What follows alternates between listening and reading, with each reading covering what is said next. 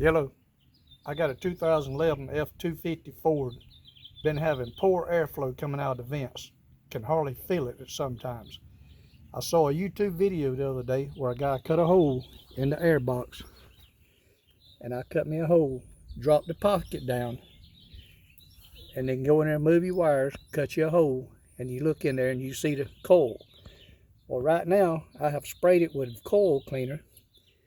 This is about the 6th or 7th time I have sprayed this, and you see it foaming. That means it's working. And right there is your thermocell coupler.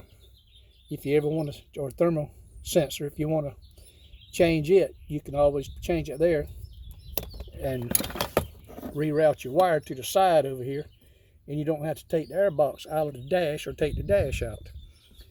Then I made me some plastic glued on the back of my piece to come out, and that way I put it back, it won't fall through. I can stick it back up there, duct tape it, and have access later on if I want to get to it. I use my Ryobi cutoff tool to cut my hole, my Ryobi sprayer to spray the solution in, and guess what? I use Ryobi laser thermometer to check my temperature. I reckon you say I'm using the Ryobi commercial. And this is the water that has come out. This is the about 7th or 8th time I have flushed this thing, and the water's still coming out dirty.